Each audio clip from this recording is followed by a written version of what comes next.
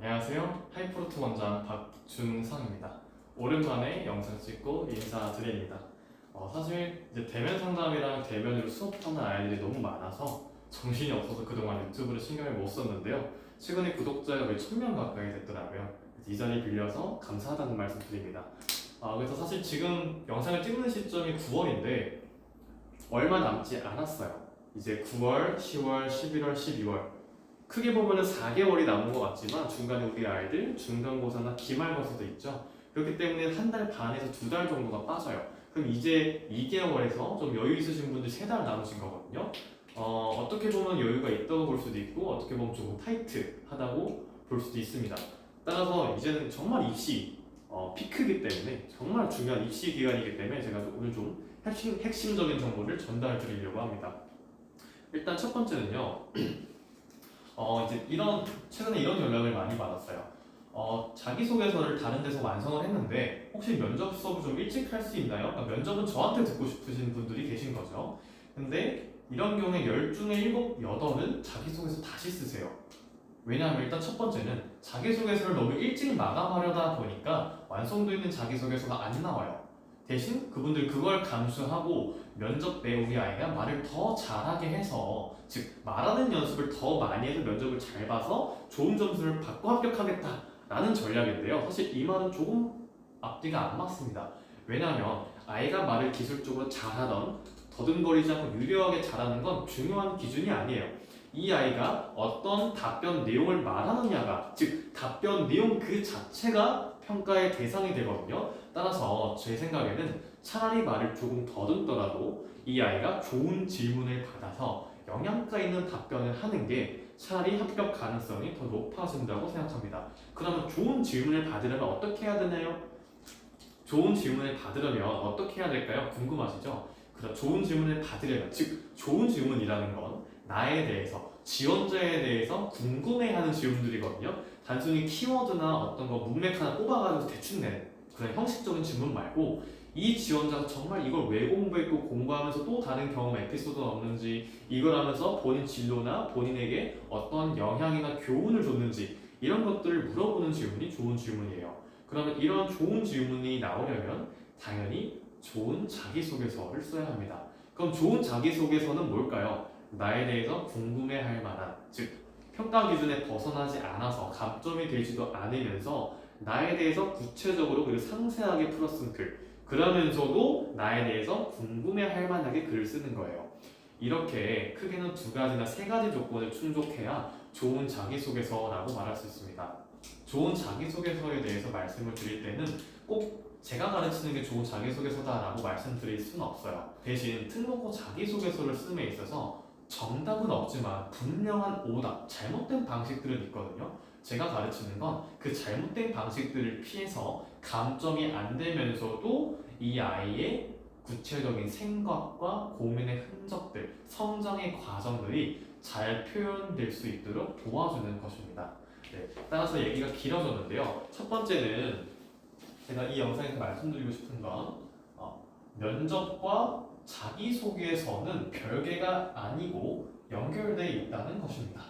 이해되셨죠? 그래서 아마 이 영상 보시는 분들 중에도 계실 거예요. 자기소개서 빨리 끝내고 말하는 연습을 더 많이 시켜서 우리 아이가 면접 더 잘 보게 해야지. 근데 제가 다시 한번 말씀드리지만 면접을 잘 본다는 건 말을 유려하게 잘하는 게 아니라 답변 내용이 좋아야 합니다.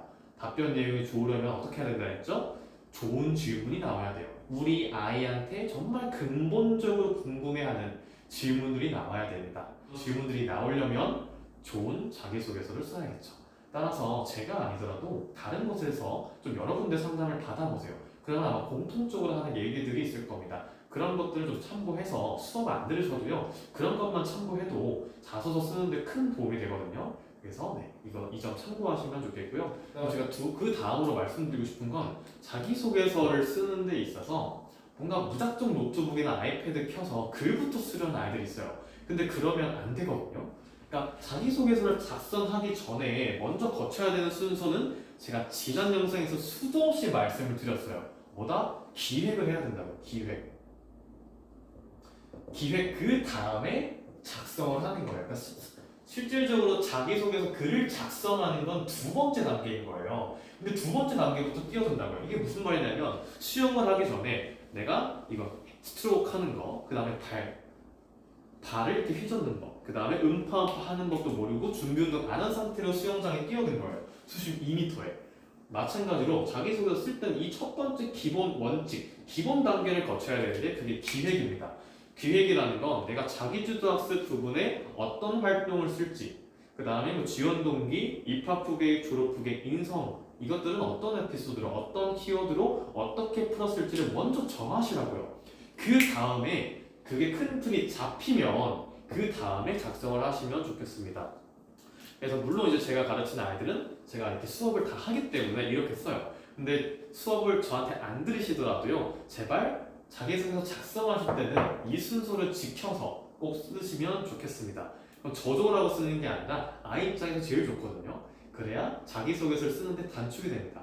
참고로 이렇게 제가 가르치는 우리 아이들 자기소개서 완성 평균 기간은 7주입니다. 7주.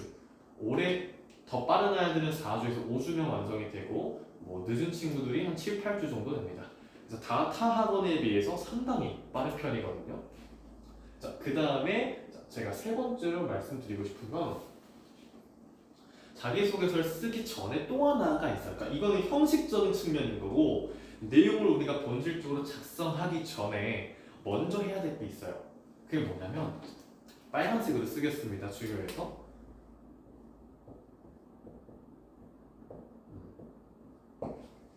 자기탐구. 자기탐구가 먼저 선행이 돼야 돼요. 그러니까 사실 제가 특목고에 가는 아이들한테 하는 말이 뭐냐면 너희가 지금 당장 좋은 자기소개서를 쓸 수가 없다. 좋은 자기소개서를 쓰기 전에 너 스스로가 너를 잘 알고 있어야 되고 너를 이해해야 된다. 근데 너를 이해할 요소들을 아직 발견하지 못했다면 본인 스스로를 탐구하는 시간과 기회를 먼저 가지고 그 이후에 자기소개서를 작성해야 된다라고 말씀을 드려요. 그러니까 무슨 말이냐면 제가 특목고 가는 아이들한테 대단한 숙제나 요구를 하지 않거든요. 그러니까 제가 선행을 많이 해야 된다, 너희가 좋은 대학 가고 뭐 이런 얘기 일체 하지 않아요.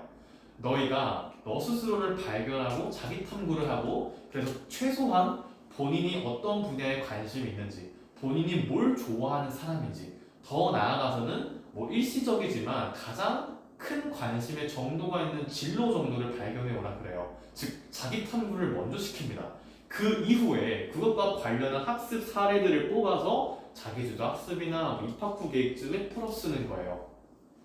따라서 제가 다시 한번 강조합니다만 특목고 자기소개서 쓰려면 무작정 아이패드나 노트북 켜서 작성하는 게 아니라요.